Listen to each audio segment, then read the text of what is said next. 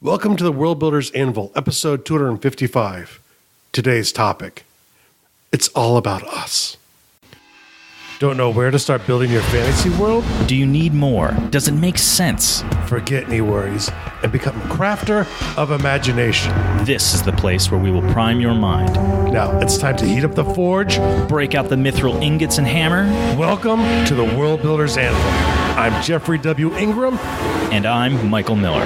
Let's sup from the muck of Java and build.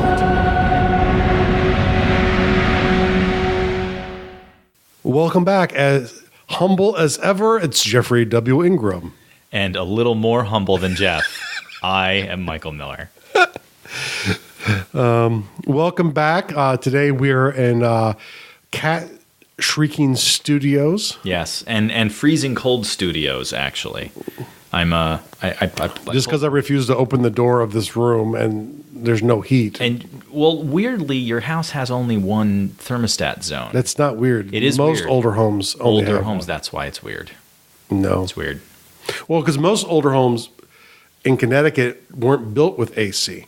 So people had them installed afterwards. But back in the 70s and early 80s when this house was built, if you added forced hot air. It's cold. You always need in New England to accommodate to heat spaces. Yeah, but if you have forced hot air, it's the same ducts that is, so you have to swap stuff around.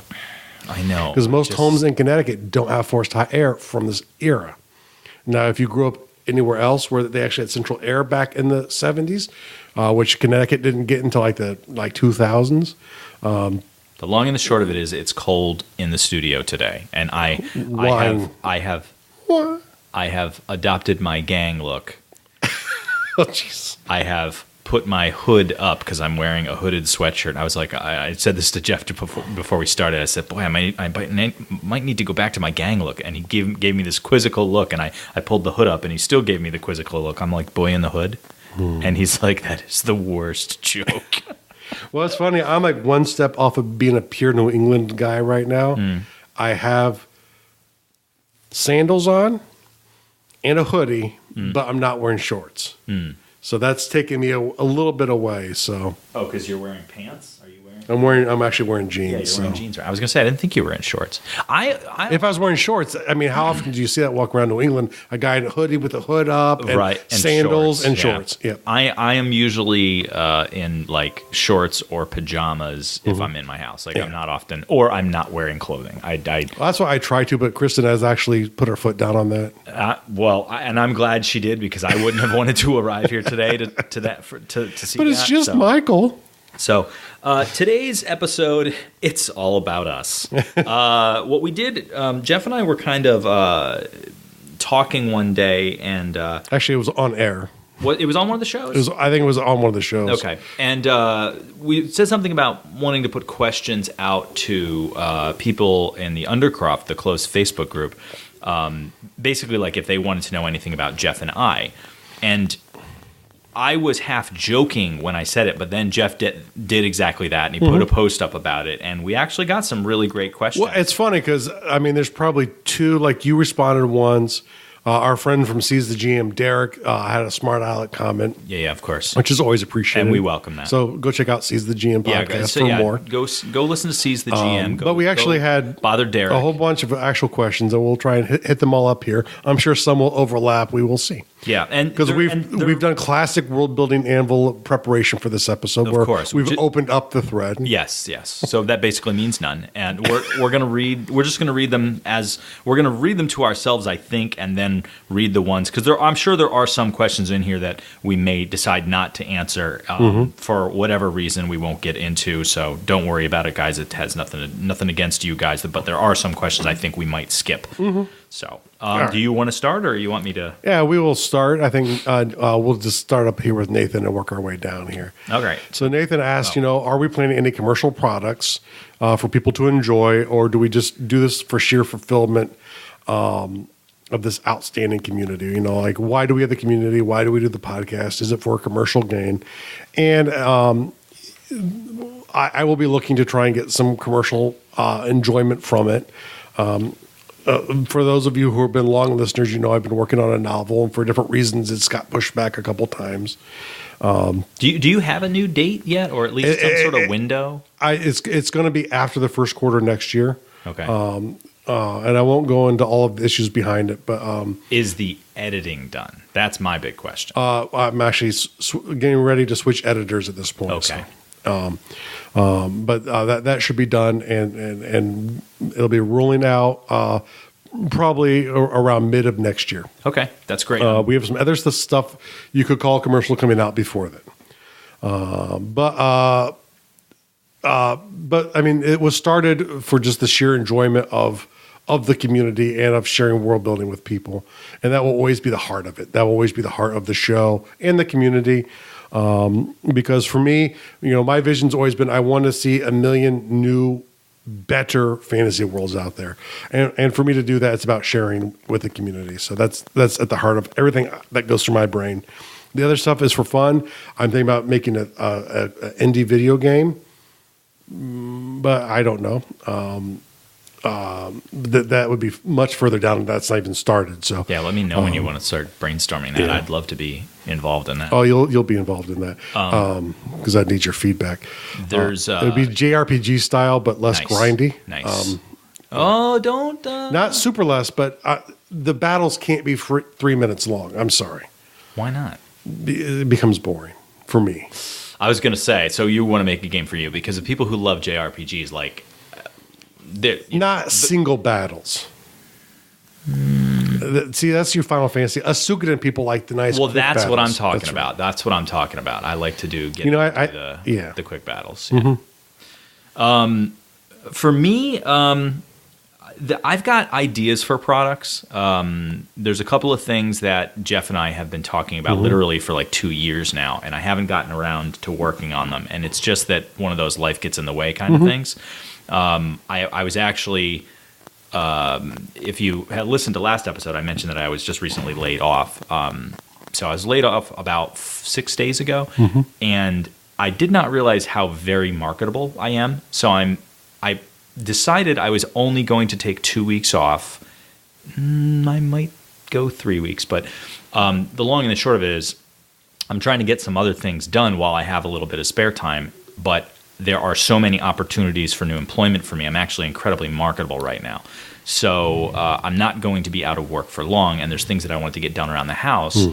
And I really wanted to get a little work done on some of these projects that you and I have talked about, and I don't know if I can squeeze in the kind of time that I need to start tackling it. So it's a long-winded way of saying I'm not real sure. There are things that Jeff and I talk about. One of the projects I have in mind is very much I would like to help people make the world a better place with this product. It is something that I would want to charge for, but it's not something i.e. commercial, but not something that I would intend to like retire on. So it would be very inexpensive because I want this information to get out to people. It's the type of thing that where it really has the power to genuinely change lives, and I want that for people. So, but I also spent a great deal of time and life getting this information, so I don't want to just give it away for free, sort of thing. So, but I'm willing to give it away very cheaply. Yeah. No. So, I mean, that's kind of where we're at. There will be some stuff coming out by the end of this year. Commercially to help people with world building. But I mean, largely this is a passion project, which we're seeing if we can convert into something more. The very next question here is actually right on topic. It says, "What is happening with your novel?" Which you just briefed us on. But the question after that is, "What have been lessons learned in world building from Gardul, running a small business, and trying to get a novel out?" And I think that's a fantastic question for you. Yes, I think this is a fantastic question for me. The novel I just kind of covered, and I don't necessarily want to go into all of the issues there. Part of it was actually doing interviews caused me to push it back the first time because I was working on the first draft of the first novel, and someone who was writing a series of books said until they had all of their series released, they really struggle with sales because of stuff like with Struggle with sales. because The problem with series are, especially with the debacle the name is, we just talked about this like 10 minutes ago, Game of Thrones, and not finishing the series, especially with indie authors. A lot of people are struggling to buy into a series until the series is out for fear the story won't end.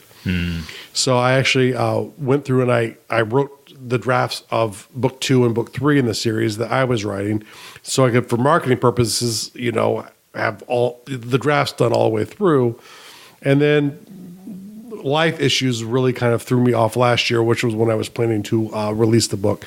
But it's planned for probably about the mid part, around my birthday of next year, around June time. So what would you say are lessons that you've learned world building wise? Yeah, and running a small business in there. Yeah, well, I mean, to me, it's kind of connected. So for world building, with running a small business, having a child, working on novels, and before that, part of the time, working a full-time job on top of all of those things. And let's not forget, health issues that you had to deal with as well. Yep. Like you had your past 5 years of life have been eventful. A roller coaster of events.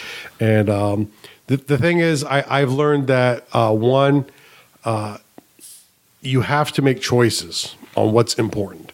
And you have to look at the time you have. You only have a certain amount of time available to you.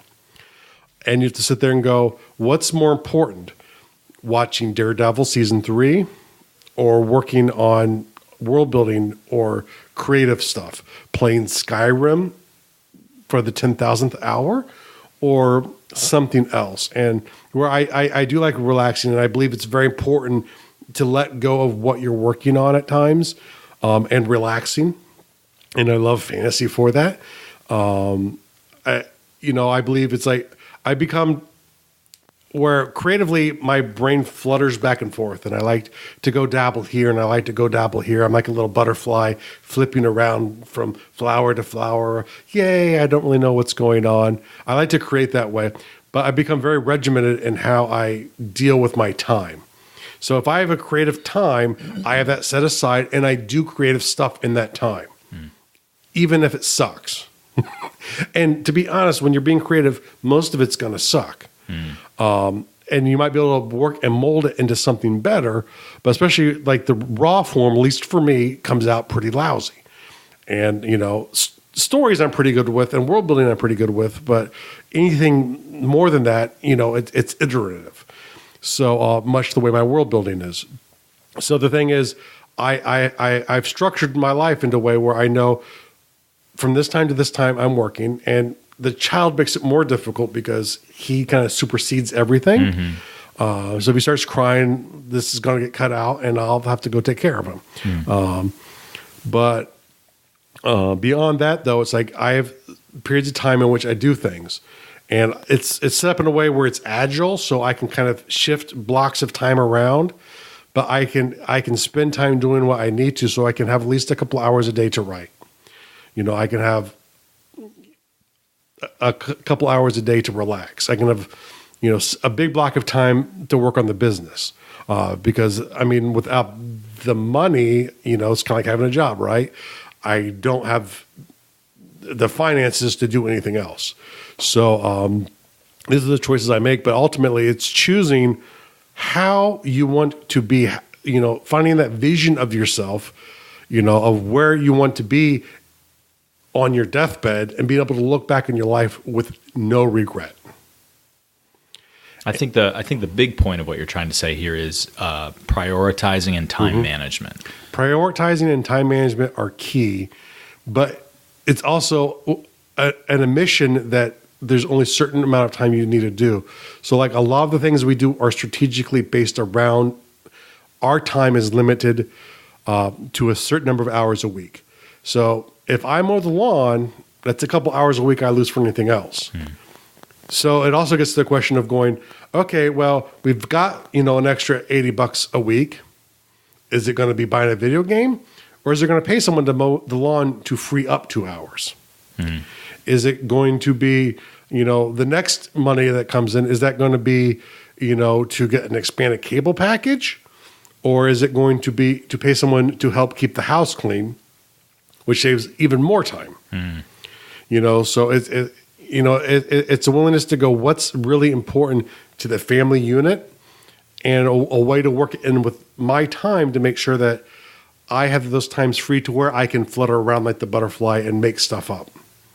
Because if I don't have a regimented life to where the time management, it's not fixed. It's not fixed in stone, but blocks of it are. So I know I need to do this much time a day on work. I need to do this much time a day creating, this much time a day for relaxing and getting dinner ready, because those are things I can't get rid of. But it's outsourcing things in my life that I don't need, even if I've traditionally done them. It's about using the wallet to save time. Yeah, I think that's an important thing, and I was just talking about this yesterday, is when you make decisions for time and money, I will almost always spend a little money if it's going to get me time back.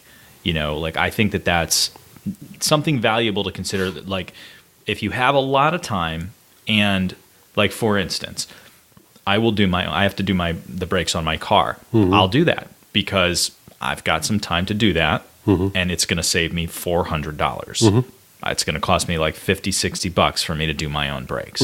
So, of course, I'll do it myself. I've got the tools to do it. I bought those tools so that I could save myself the time and the money for when I do need to have brakes done, because you always need to redo the brakes on the car at some point.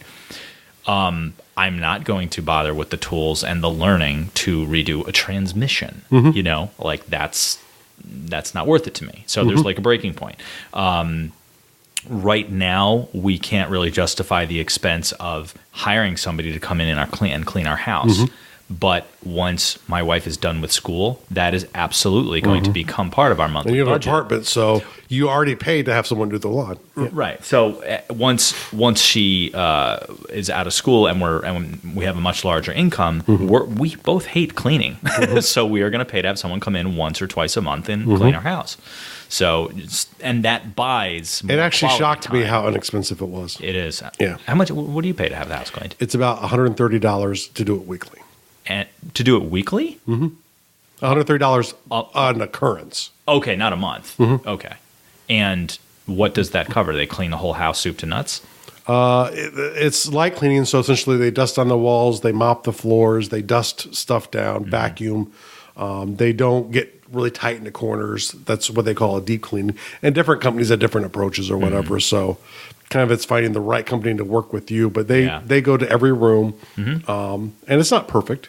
Yeah. But trust me, it's better than if they didn't come in, because I wouldn't spend the kind of time that they do. I mean, it would probably take me at least 8 hours. Well, that's the thing. And let's be honest, I'm not spending 8 hours a week cleaning. Right.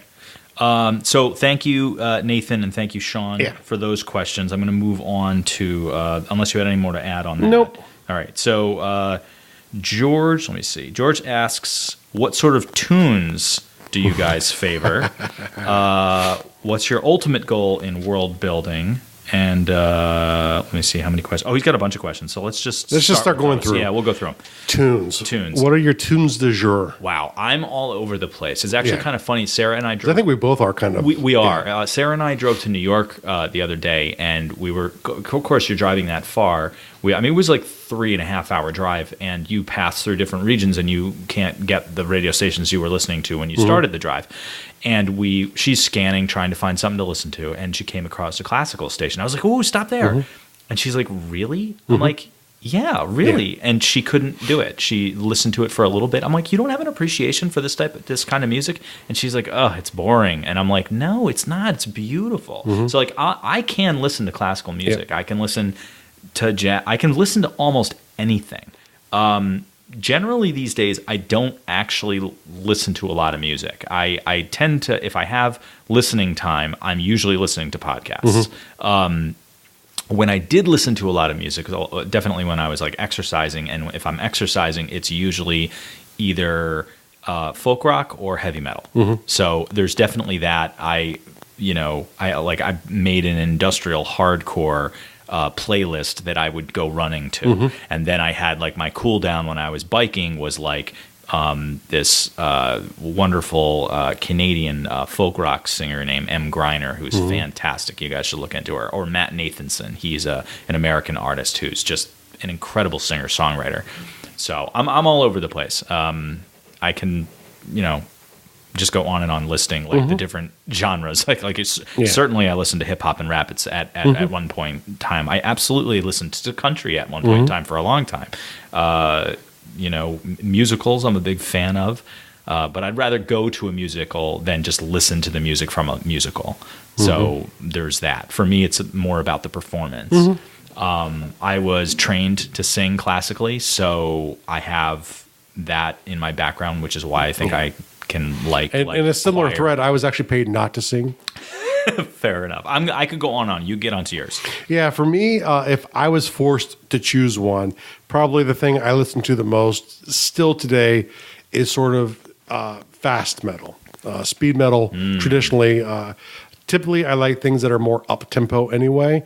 But I find it's more if I can get emotion from something, it can be slow or fast. If I can get emotion from it, that's the kind of music I like. I do, and right now I'll listen to country. I'll listen to Zydeco. I will listen to jazz.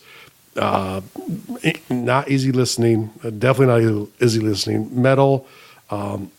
Pretty much anything. A little Wu-Tang. Wu-Tang! That's right. But, and I like fusion of metal and rap. I love that gangster rap with metal fusion that went on like a little bit in the 90s. Biohazard. Biohazard, sort of 90s, the Judgment Night soundtrack, that kind of stuff's really good. I kind of like, and typically a bit violent is my music, I guess, because it's kind of like gangster rap and metal. But yeah, no, too, it's like I love Beethoven. It kind of goes all around, but if I had to choose one, it would be speed metal. There's we have a lot of questions in here. I think we're going to need to be choosy and kind of do like pseudo lightning round for some stuff. Okay, so we'll maybe go pseudo lightning round here. Ultimate goals for world building, Michael. Because I don't actually world build myself much at all. You're stuck at lightning round.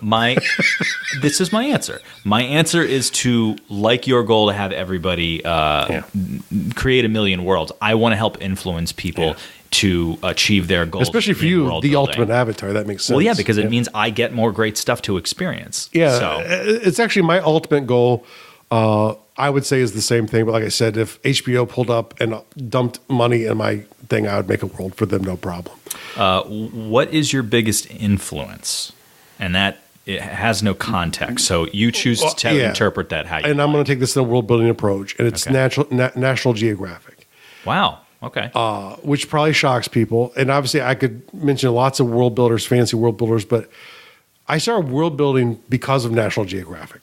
It was seeing the magazine and looking at the maps, and that I think got my taste for cultures and trying to understand things from the perspective of other people, which is kind of my strength in world building, I believe. So I would say National Geographic, strangely enough. I'm going to just generically go with science fiction in general, I would say is probably my biggest influence. What worlds, books, or movies do you take inspiration from? All of them. Yeah. I mean, even things I like, there is something I can get inspiration from it. I used to have a bit where I would say no matter how bad a movie was, there was something in that movie that made it worth my 2 hours to find it, whether it was something as grand as a whole story or a whole performance, or something as small as a glance or a particular reaction or a particular delivery on a singular line. Like the whole movie's terrible, but man, this one character does this one thing that is genius. Well, see, now I'm not quite as generous as you. There sometimes I feel like I don't get my hour. I'm not that generous anymore. But I would say my time's in a premium these days, so I don't necessarily agree with that statement anymore. If not the inspiration being, I hope anything I make is never this bad. Okay. What are some of your pet peeves in world building? I don't know that I have any. In other people's world building, I do. When it's done wrong. Yeah, when they do it terribly. I don't know. I don't know how to answer that one. Do you got anything that's a pet peeve about world building? My pet peeve is my pet peeve is people's using world building as an excuse to not share. You know, like I'm stuck here because it's not realistic enough or believable enough. Where most of the great worlds out there, you know, there are countless blogs dedicated to holes and problems within them. I mean, there will be holes and problems within whatever you do. My biggest pet peeve is when people allow and they use excuses like it's not realistic enough, or, you know, I'm just stuck because I need to make this 54th religion for my world, you know, that hold them back from actually starting to share it in any meaningful way. So that's my biggest pet peeve in world building. That works. All right. Adidas or Nike? Bands. If I'm just given those two choices, Adidas. Yeah. Ask me why. Why? Run DMC. Okay. Yeah, cool enough. So thank you, George. All right. Guy says or asks, do you consider your created world a reflection, extension of who you are and your identity? I would definitely say yes. The tale that I've been toiling with for years now, it's probably not fair for me to say that it's quite world building so much as it is just storytelling and character creation, because the story takes place within our world. The just fictional part about it is that it's just zombies. I would definitely say that it's an extension of myself, because I didn't know what the book was about until probably a year and a half playing with it. And I don't know if have I ever shared this on the show, what the book is about? Yes, I believe you have. I think I have. So the book was about my divorce. And I didn't understand that, but that's the subtext of the story. And it's kind of weird that I'm telling it through a zombie tale, but I mean, it was a good divorce, and it's a tragic story. Like it's very. I tried to make it very sad, but also hopeful. And so, yeah, I would definitely say that my fiction is absolutely an extension of myself and my personality. Okay, and my answer to that, and this is in sort of a gut way, Guy, no way, it's not a reflection of me. But in reality, Really? Not at all? Well, in the reality, I would, in one way, I would say there's a character for which I identify with in there. But beyond that, I disagree with every faction and pretty much everything that happens within my stories as horrible things. But in reality, ultimately, yes. Because I'm making it up. Okay, fair. But you know what I'm saying? So I guess in a way, it's a reflection of my thoughts, you know, and it's my way of explaining problems in the world, I guess. So, yeah. So after all of my diatribe, I'm full of it. Yeah, it's a reflection of my identity. James has a bunch of questions for us, some of which I really like. Jeff, what is a story from the military? First of all, do you feel like answering that question? I have a suggestion. What's that? You may have told this story on the show before, though, but I am reminded of, and it ties back into the music question, is when you were listening to Anthrax. Yeah. No, it wasn't Anthrax, but I know where you're going with it? this. It wasn't Anthrax? It was not Anthrax. It was Iron Maiden. It was Iron Maiden. First of all, have you told that story on the show? I don't know. But I think you may have, but I'm okay with. But whatever. I mean, sure, go for it. All right, so here's a military story from Jeff, and it ties into the music question. It ties into the music question too. So this is a beautiful one. I was a gunner in a scout platoon for the U.S. Army, and we were going through a gunnery exercise, and so essentially the way they work is. You have 10 engagements that you take. And so you go down range and you have 10, and they could be multiple targets or single targets. You have to react in a certain way in a certain time with a certain amount of bullets at a maximum to get a full score. And so you get scored on each engagement, and it's 100 points per engagement. If you get all of your engagements, it is a score of 1,000. And so now there's something that you're not mentioning that I'm jumping in. There's also not only like a video game, you got to drive down range and shoot things. They also get scored and lose points based on every piece of communication that occurs during the engagement. That's a very fair point, and I should get to that. So you go ahead. So essentially, it's part of it is the driver's driving is the the gunner shooting is ultimately the most important thing. If you don't hit the targets, you don't get any points. But it's also the communication between the Bradley commander and the gunner. And there's a precise way you have to speak when you're engaging a target, and it's typically I'm probably not even remember this has been so long, but it's target 2 PCs, meaning personnel carriers, 1 PC, left. And I go identified, and he goes fire, and I say on the way. I shoot 1 round, and then I think it was 3, and then up to 4 more rounds if needed. And so many would have to go through the target to count it as dead, and it would literally fall over. At least the ones in Germany did, where they had better gunnery ranges.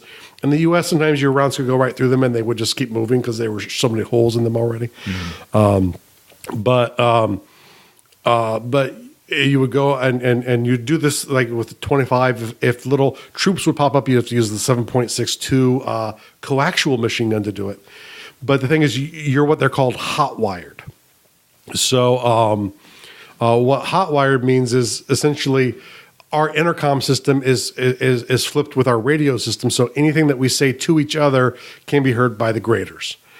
And so when we're going down range, the range got closed down. And I believe there was an actual mechanical issue with the weapon in our vehicle. The master gunner came in. We worked through the problem. And then we sat there because there was a range fire or something else. And it's just like going crazy boredom. And I was very much an adrenaline-driven person. I like speed metal. When my blood gets flowing, I react a little bit better. I'm wondering if you're telling the same story. Keep going. And so what happens is, as I'm sitting there and waiting for the range to get okay to continue the scenario, I start listening. I don't know if I'm listening or I'm just from memory starting to go through the song Running Free by Iron Maiden. And so I start singing this song to try and keep my adrenaline going because I'm bored to death. And if I lose my adrenaline, when it comes back up, my reaction times are going to be too slow. So I start singing Running Free. The Bradley commander kicks in. I believe the drivers also were all doing this to try and keep the energy up. When the target comes back up, or the range comes back up, we go ahead and finish. We score a perfect score of 1,000, which if you go see my walls, that's pretty much the only thing I ever did of note in the service was shoot a 25 millimeter. But when we come out, there's a major there who had some kind of issue with our platoon or maybe my Bradley commander. I don't know what it was. I forget at this point. It's been too many years. But he comes down and he's like, that was very unprofessional. What did these guys score? That was bullcrap. And the grader looks at him and is like, they got 1,000, which means shut up. I just made the brigade commander or the squadron commanders, they were called in the scouts, look good. So just go away. But essentially it was using the song to maintain my energy to be able to go down range and finish the engagement. But it was the whole team worked out together, and everyone in the grading booth got to hear "Running Free" by Iron Maiden. Which, if you haven't heard it, you should. The thing that always stuck out for me when I had heard that story originally is you had poignantly stated that there was a higher commanding officer who was not normally there. The major was not normally there, Nope. and he got to hear you guys singing over the mic, and he was upset by it. And had they not gotten a perfect score, it would have made Jeff's superiors, the people underneath of the major, look bad. But also, you scoring so perfectly makes the major look good. Yeah. So they were like, "Look, shut up."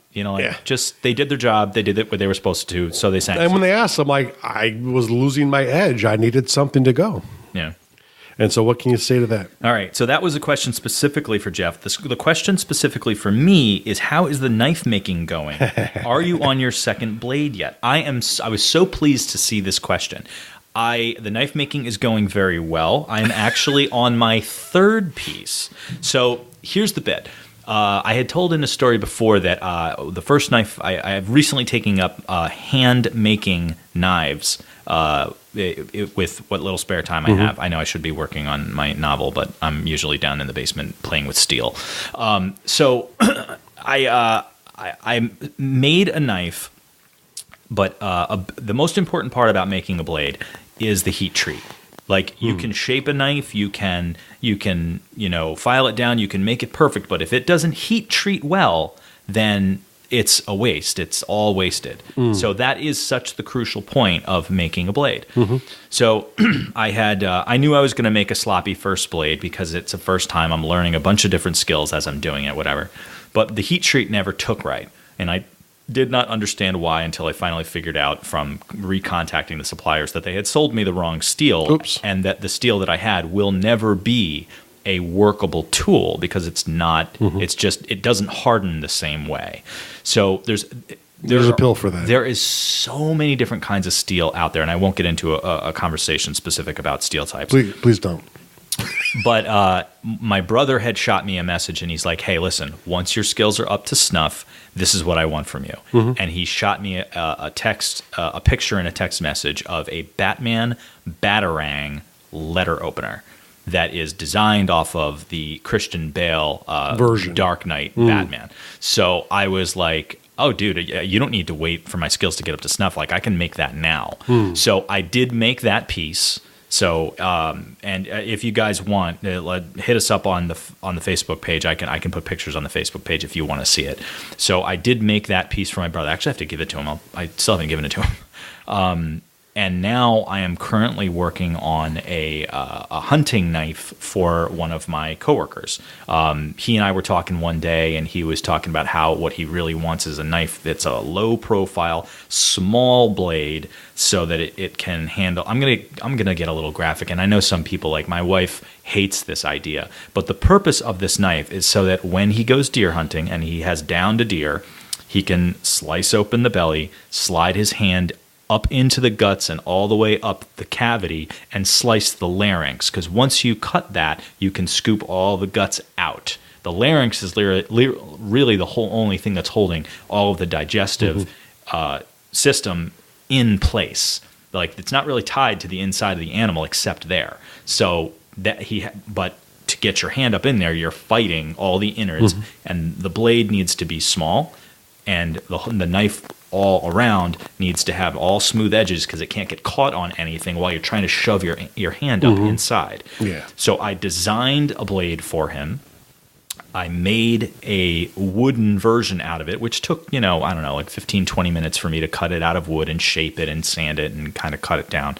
And then I brought that to work, and I was like, what do you think of this? So my hand is shaped a certain way. His hand is shaped differently. So the big thing about any given tool, and especially a knife, is you could make a great blade, but if the handle is wrong, then you're not going to use it. You don't want to make something that creates hot spots and gives you blisters while you use it. You really have to take into consideration handle shape. Like, that is it's kind of more important than the blade itself, and it's harder if you ask me. Like, it's easy for me to mock out a blade, but working on the handle takes a lot more time and a lot more patience. So anyway, I made a mock-up out of wood. I brought it in, and I had ideas on how I think it should change based on me holding it in my hand, but he was like, no, this is perfect. So I'm currently working on that, and I have the profile done so far. I have the primary beveling on the blade done. I have to do another secondary cleanup of the blade bevel because I did that with an angle grinder, and I need to do it with a file to clean it up first before I do the heat treat and then do the final bevel and put the handle on and what have you. So I'm about probably 25%, 30% into my third piece. Very good. That's where I'm at. Okay. Now, are you feeling elf for orc today? I'm feeling dragon today, honestly. Yeah, wow. Feeling powerful. I'm feeling powerful and confident, and that's mostly because of how marketable I've discovered that I am. So, I feel orc. Orc is always the right answer. You're always on the orc train. The next question, we're going to have to give the really abbreviated kind of very basic. Abbreviated version, How did you meet your wife, Jeff? She was a blind date set up for one of my best friends. I don't think I knew this. Yep. And from one of her best friends, because she was dating his roommate. And I was called up. Oh, I do know this. I was called up to be the inspector to verify that she was good enough to date my very good friend. And personality-wise, it would have never worked. And you're like, no, she's not. Oh, she's horrible. But she is good enough to date me. That's right. And so, and we just kept bumping into each other at his house. She would come from Boston to his house to hang out, and I would drive up from Connecticut to his house to hang out. And a couple of weekends later, we're dating. So officially, my wife and I met at my friend's birthday party celebration at a restaurant. And the funny thing about that is she was supposed to be on a date with a guy. She'd already been on a couple of dates with the guy, and he kind of blew her off that night. Like they had plans, but they didn't lock the plans in. So she was like, well, so what's going on? I've been waiting to hear from you. What are we doing tonight? And he's like, oh, I'm going out with this guy. And she was like, all right, screw this guy. I'm never going to hang out with him again. And her cousin was the one who was invited to the birthday party dinner. And she brought Sarah, my wife, with her.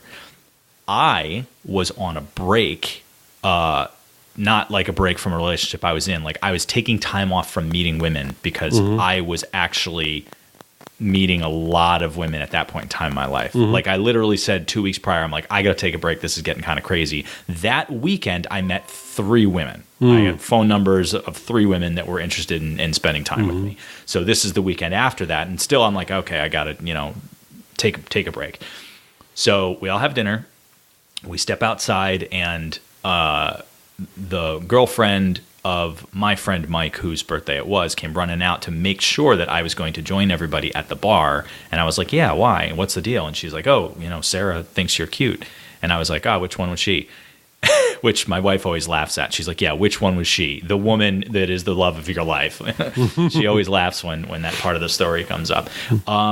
Because I was actually flirting with another girl at the table. Yeah. Like my wife is pretty reserved, so we didn't really talk a whole heck of a lot at the dinner. We didn't start really talking until we got to the bar, and Sarah and I, at about the same time, discovered that the girl who I thought was flirting with me a lot was living with a boyfriend, and they just bought a house together. And I'm like, clearly I've misread what I thought were buying signals. Yeah. And at that point, Sarah and I started flirting and had a fantastic evening, and just we've been together ever since. So it's actually a longer, more funny story, but I had to skip a lot for the sake of time. What historical character would you want to meet most if you could?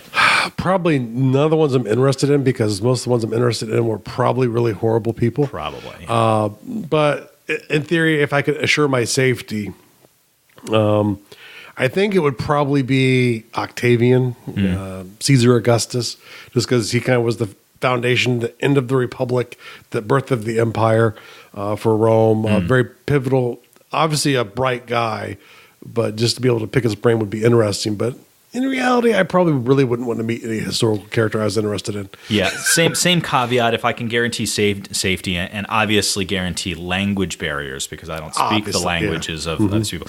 For me, if I can meet any historical figure, how can you not go with Jesus? I mean, for me, I just because he just hasn't had an impact. Let's see. Next one. What would be your favorite place to visit in your worlds? That's an interesting. I think I don't think that I can really answer this question. So well, actually, I can answer this question for Jeff's world. I would want to go to High Wall because I had. Oh, and I can actually totally make this about myself, since we're both answering the question. I actually created a place in your world. Oh, the island. The island. So, not that I think it would be the most welcoming place. But I think I'd want to see what my island is like. So, but I would definitely want to see High Wall. This would be sort of, once again, caveated the fact where my personal safety would be assured. They can't know who you are. Yeah, unless there's some worship that goes with that or something. But I would say, probably probably the Mysteritas capital. Ooh. It's a different kind of city. It's interesting the way I envisioned it. Would be really cool to see. It's kind of Mesoamerican with like nature magic sucked into it. So I'd love to go to the Gnome City too. Actually, the mountain island. That Gnome would be City kind of cool too. Cool. That was actually right there as well. But I think it would be their city. Where was your best vacation to? Wow, I've had a lot of good ones. I've had two really good ones. I have to say it's a close tie. Italy was amazing. Belize, for different reasons, was still amazing. But I mean, probably just because of my Roman obsession, probably Italy. But Belize is right there as a place in my heart. I will probably have to go with Germany, but I'm also a very big fan of Mexico. I've been in Mexico a few times, and always a really good time. But Germany was fantastic. I actually, Sarah and I discovered that she's not a big fan of like getting into the history. So like when we go to like the museums, like she doesn't mind a museum if it's a little more interactive or if there's some really cool like art to view. But she doesn't. She's like a history. She's not a history doesn't get person, into the explanations of like historical artifacts and whatever. So while we were in Germany, I kept thinking of you. I was like, man, Jeff and I need to do a vacation like this because like we went to multiple castles and we'd walk around and there were some things like in Wartburg Castle that were amazing to look at. But if we weren't in one of those rooms, Sarah was like, this is boring. And I'm just like, you don't find this fascinating? Like this is what occurred in this room 100 years ago. Like you would have loved it. You and I would have been geeking out. Well, I mean, I lived there, so. Well, I know, but my point that kind of ruins it, though, because I also lived in Schweinfurt, which the name alone just sounds unappealing, but it's not. It's a lovely community. My point is, at some point in time, I think that you and I should do some kind of history-based vacation. I really wanted to do a Viking cruise down, like. Well, Sarah and I want to do that. But the you couldn't loot towns, I guess, when you get off. No, they frown on that. Yeah, that's not part of the tourism board. Doesn't smile. It seems ruined to me. So yeah. I'm losing my spot here. How do you think world building will change with the advent of virtual reality technologies? This is a very cool question. I think it's going to become building upon itself. I mean, think of kind of like Tamriel. And that kind of changes the video game to video game. But I think what the difference is going to be, you're going to have a world that is expanded upon and new details layered in over time. So you can have more grandiose, big worlds that don't lose the old context because it's a new game. Which one is Tamriel? Tamriel is Elder Scrolls. Okay. So does that include, is Skyrim part of Tamriel? Skyrim is a providence in Tamriel. Okay. So what I was going to say is they actually, I was just watching a video, PlayStation Access, where they were talking about using the VR glasses on the PlayStation 4 to play Skyrim and how crazy it is because like the one guy was talking about how the spiders are way more terrifying in VR because they're much larger than they appear on the screen when you're playing the game normally. Like they're like 8 to 10 feet tall when they're not. They don't seem that big. But I think with the time that they can exist, in the persistent world, you're going to even get a lot smaller details of little ants moving across or an insect moving across. So you're going to get much deeper and more depth and in-worlds detailed because of VR. It's going to allow you to experiment, live out the moment that you love from the Harry Potter book, but have it much more real. I also think with what you see with video games, all that kind of world building that gets done in especially your open world games, of course, that with the advent of VR, it's just going to become that much more immersive. Yeah. I think you're going to see a massive increase between more streaming movies, more books, more this, more that. You're going to see a lot more need, for world building and content production. There was something that I was watching a little while back that might have been talking about exosuits. I feel like part of it was exosuits, but part of it was also VR. So they had this guy in this suit but he had the visors on, and it was tethered because they're tough to balance. And what they did was they had him walking around a small indoor track, because this whole thing is needs to be a very controlled environment, so the person doesn't. So the person like walking in front of a car or something. So well, not just that, but just because you can fall. You can just tip yourself over. But he's walking on like a gravel track, and the VR that he's got going on is a completely different environment. So he was like totally immersed, like he's walking around in this like wilderness environment when he was just walking around a warehouse. But because of the gravel track, it added an extra layer of the crunchy textured feel of the non-existent virtual reality that he was being subjected to. Yeah. Exactly. Yeah. So I think you're definitely going to see a lot more experimental kind of stuff like that. And it's going to be immersion between real world event and virtual event, sort of like Michael's saying. But I think the content needs are going to grow dramatically. What takes up too much of your time? Full-time work. Yeah, trying to make money. Trying to make money, trying to pay bills, trying to do that so that you can have time to do the things that you really want to do. That's why I want to be independently wealthy, so that I can do the things I really want to do. One of these days. Do you have anything else for that one? No. What's your favorite genre of book, movie, TV show, etc.? I want to say fantasy because let's go book. Let's do them individually because they are different mediums and you might have different answers. So book, fantasy. I'm going to go science fiction. I definitely read more science fiction than I'm inclined to say fantasy, but I read way more science fiction. It's true. How about movie? Movie and TV are both science fiction, just because there's really very little good fantasy out there. I think I'm going to have to go science fiction, although I do love drama and superhero as well. So I don't consider it that far off of science fiction. Fair enough. TV show. Well, we said the last one was movie, but TV show, same thing, sort of same thing. Yeah, I guess I can go with that too. Etc. Although movie, I will also say that my wife and I watch a ton of horror movies. Tons of horror movies. We love horror movies. And for etc., I'd have to say The King and I musicals. Yeah? Yeah. I didn't know that you were a big fan of that. No, I'm a big fan of musicals. All right. What is your favorite holiday and why? Jeff? My favorite holiday must be Christmas. It's not even so much the religious context, but part of it is birthed from there, I would imagine. But, it's just this idea where it's the time of year you're supposed to give to other people. And I know some people get confused sometimes and it's turned the other way around in their brain. But for me, that's what Christmas is about. And I really think the world's a better place when you can think beyond yourself. So I'll say Christmas. Tough for me to choose. I'm generically going to go with Christmas. My wife and I met on the 24th of October. So because of that... That's not a holiday. It's like National Biscuit Day or something. Allow me to explain. Because of that, our entire courtship was through the holiday season. Which dating you would be like Halloween. So, right. Halloween is what kicks it off. Yeah. Like, we were married on the 27th. So when our anniversary comes around, it's Halloween weekend every time. So and living with you would be scary. It tends to be. So...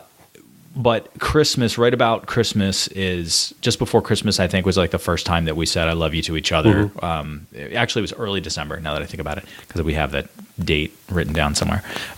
So Christmas, December, like we. So you're going to be lazy and just say all holidays from Halloween to New Year's. Yeah. Okay. But I will say Christmas because my wife and I have a lot of traditions that we created for Christmas. For instance, we.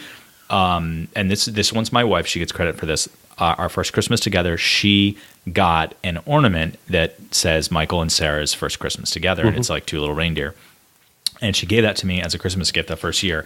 I thought, like, I'd only been dating her for 2 months, so I was like, well, this is awful presumptuous, And seriously, but I chose to say, well, you know what, this is actually pretty sweet because if we do stay together, there will be more Christmases. I mean, I didn't know for sure. Like, I had certainly been in relationships that crashed and burned and didn't make it to a second Christmas. So sure.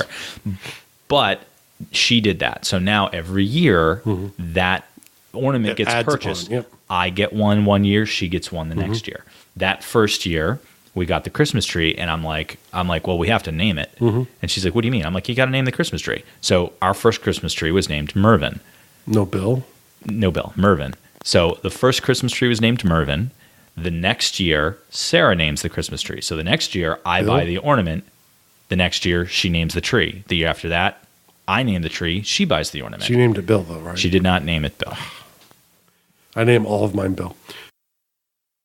So yeah, it alternates. So we name the tree, we buy an ornament, we do a Christmas party every year.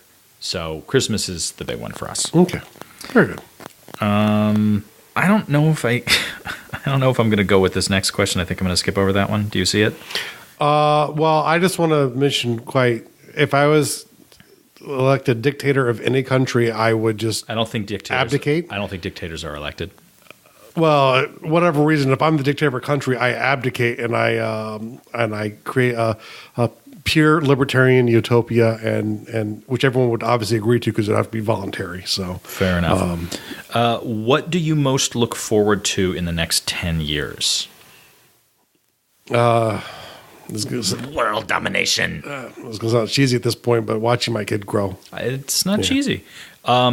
I think the thing that I'm looking forward to most is home ownership. Like my wife and I have had some really good progress on our finances, and we've put ourselves in a good situation. And I'm very much looking forward to not renting anymore. Like I'm so done. And I know I'm still like probably 3 or 4 or 5 years away from owning a house, but I cannot wait. I just can't wait. Okay, so those questions were from James. Thank you, James. Now from Adam. Adam has questions for Jeff and for me separately. Okay, so Jeff, have you ever DM'd a game in the Dragonlance setting? Yes, actually, Dragonlance was kind of around the time I started creating my own worlds. So a little bit into Dragonlance. There were some issues I had with the world, which is kind of why I peeled off. But Dragonlance is sort of probably the last official D&D world I actually did any game mastering in. Okay, he's got some follow-ups here. What is your favorite book in the series, and how far into the series have you read? Well, I don't know how many Dragonlance books I read. It was a lot. My favorite one is Test of the Twins. It was volume 3 of the Time of the Twins trilogy. I think that was the second trilogy. I'm not sure.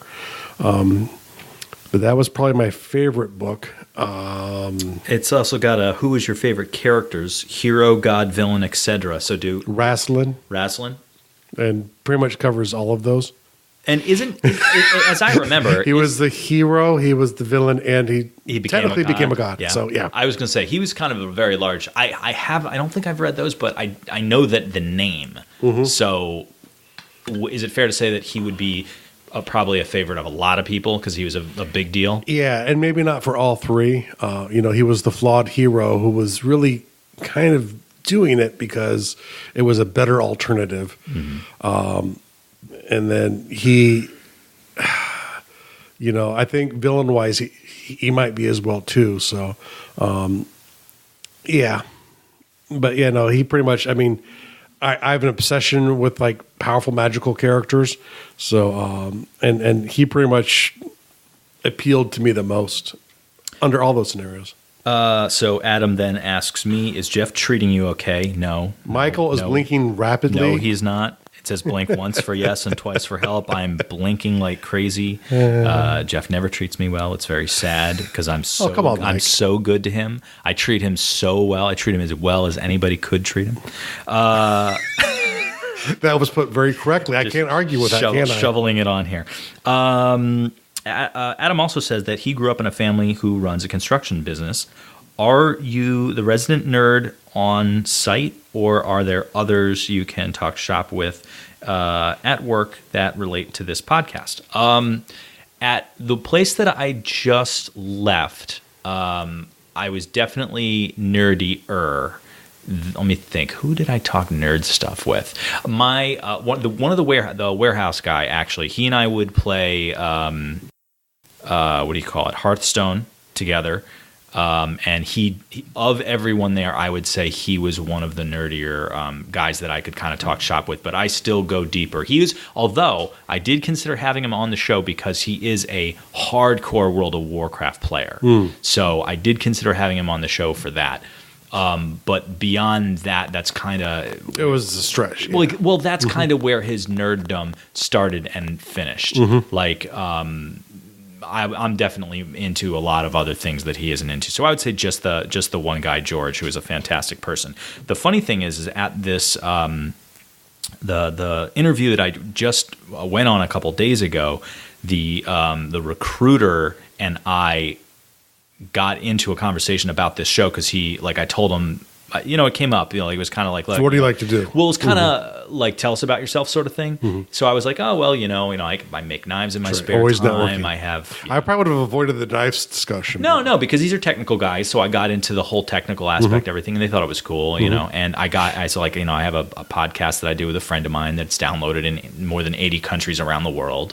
And so at the end, he was like, well, tell me about that. What's that all about? And this guy's a little younger than me. And I was like, well, how nerdy are you? And he's like, well, I play StarCraft. I'm like, perfect. And we started getting into it about video games, computer games, and he, like his brother, does tabletop, and he wants to world build too. So I expect him to look up the show. So if I do end up taking a job there, I can absolutely talk nerd shop stuff with him.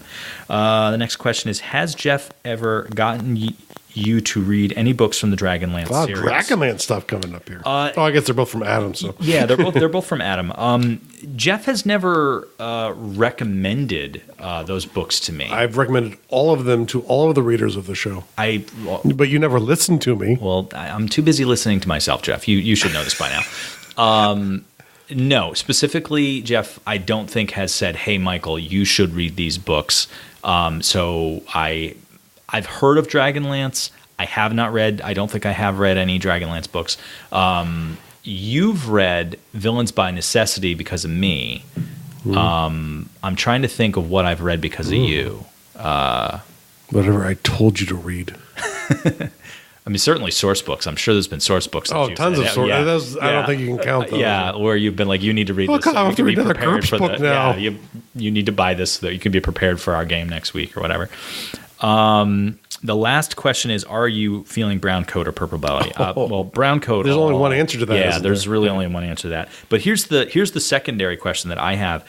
I don't know what a purple belly is. That is the other side. Is that what they called the Alliance? Yeah, the Alliance for Purple Bellies. I do not remember ever hearing that term. I'm going to have to... I mean, I'm due to rewatch it. You're going to have to now. I'm going to have to because I don't remember that terminology. Brown coats. Well, yeah, because you were with the brown coats all the way. So right. There really wasn't a lot of direct interaction between the two sides. Well, I know, but you'd think that term was probably bantered around, and I've watched through Firefly probably a good 4 or 5 times at least. Well, I guess not enough. But I don't know how I missed that terminology. Purple belly, huh? See, I would have said he's feeling yellow belly, but that's probably not related to the question. No, I don't think so. Well, that's it for the questions that were posted on the Fantasy World Builders Undercroft closed Facebook group that if you're not a member, you should absolutely join. There's so many nice people there and resources. I think we're going to have a shared task today. Sure. But before we get into that, I was going to say, do you have any questions for me? Or I'm going to try. Well, nothing arable. You come up with 2 questions for me. I'm going to come up with 2 questions for you. Okay. I'm going to go one more personal and one more world building. Okay. So let's see. A good world building question for you. What would be, if you have never done any world building before, what would be the first thing you would suggest to somebody to get into? Like whether it be like go buy X book or go read X thing or go try certain thing. What would you say do?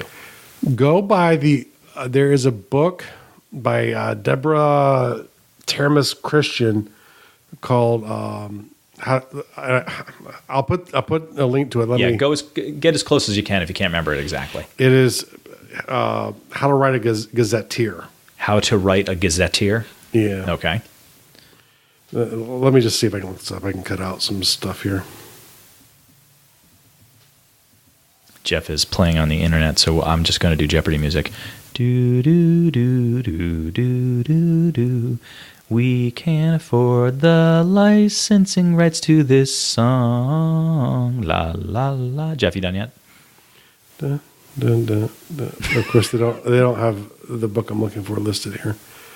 Let's go to her official website, maybe. He's further looking. I'm going to take a second and think, well, what else would be a good, now like a personal question for Jeff?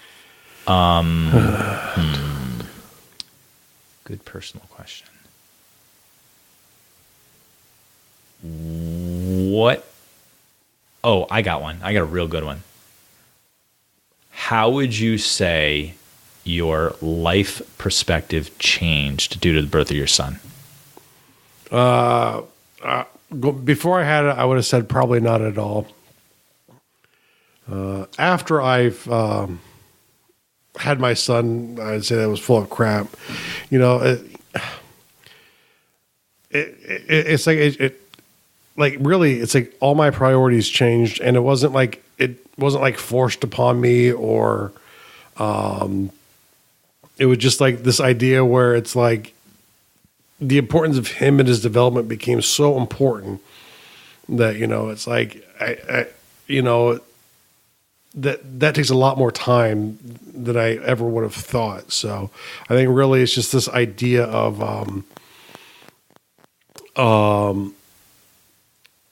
reprioritizing, everything changed, and I wasn't even planning to have kids, you know. I love the heck out of having one now. Well, so. I mean, to be fair though, you were, and then.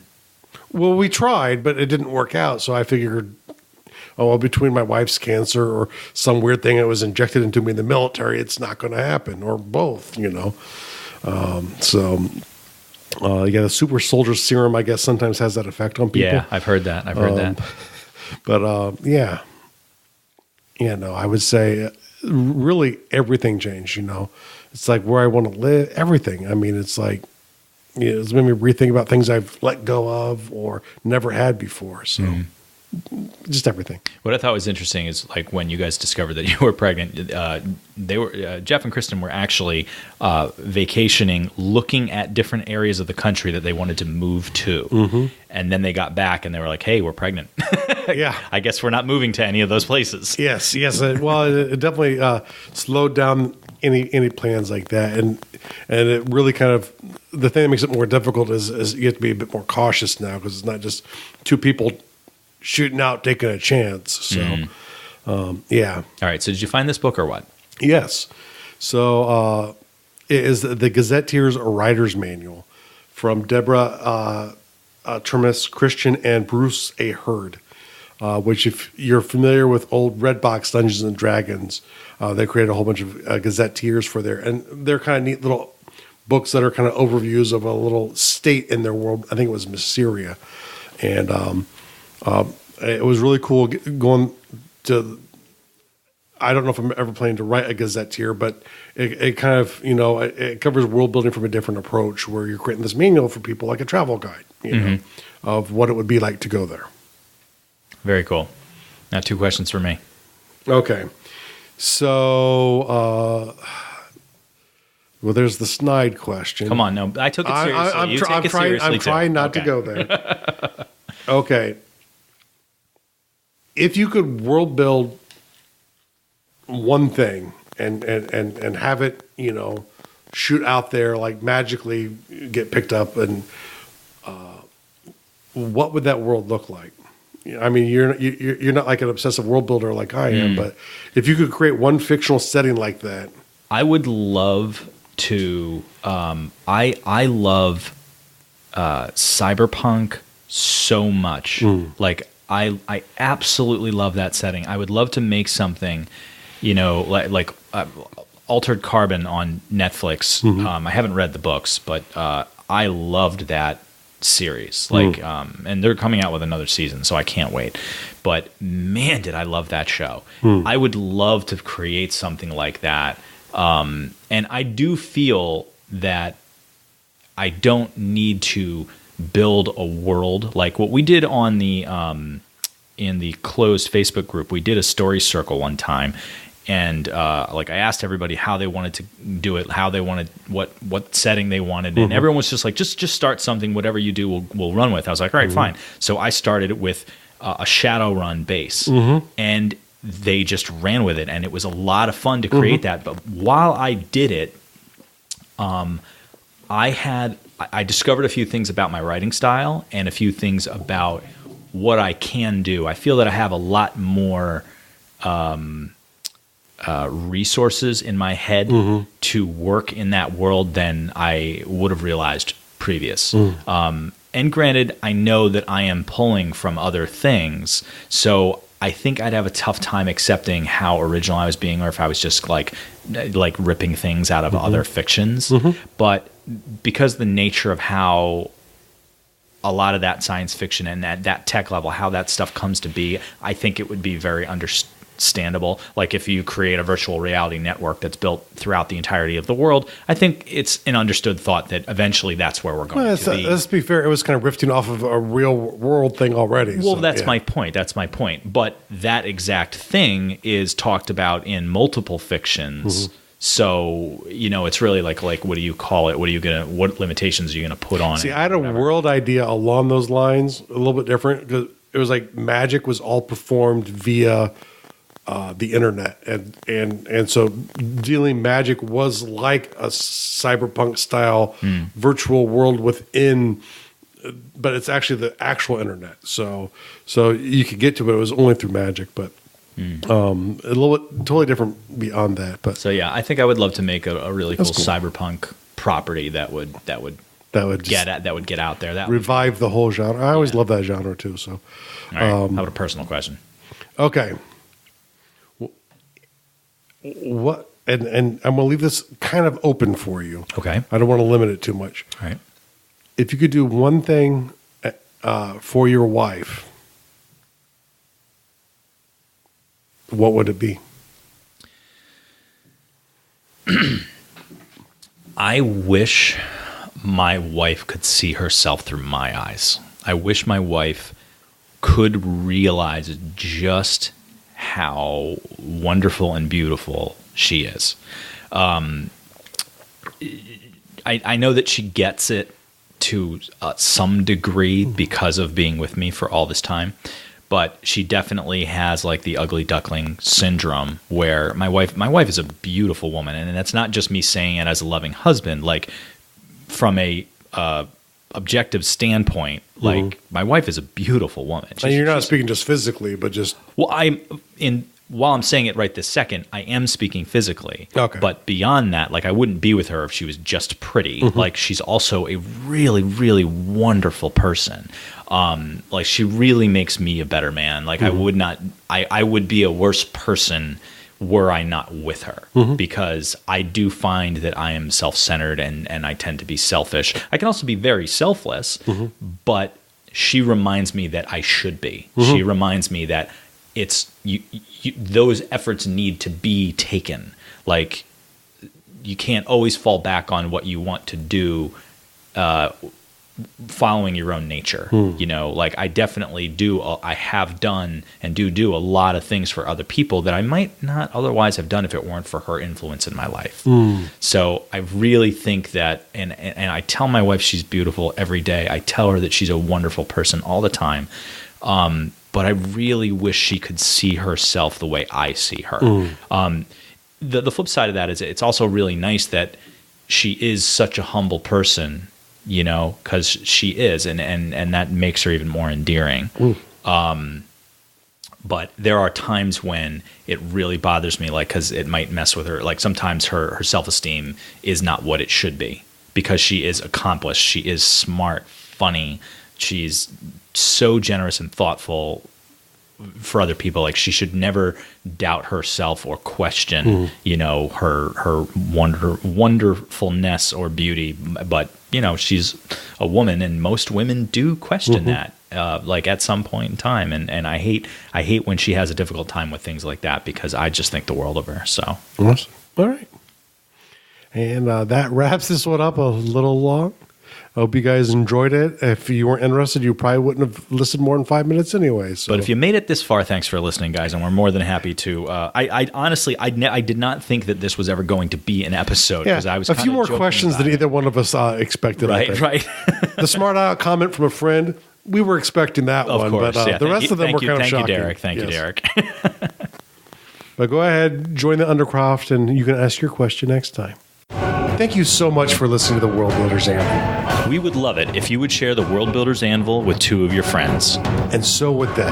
If they are unfamiliar with podcasts, then you get to introduce them to the wonderful world of podcasting. Take them to Stitcher or iTunes, or best of all, just send them to our website, www.gardul.com. That's GARDUL.com. Now strike while the myth rules hot.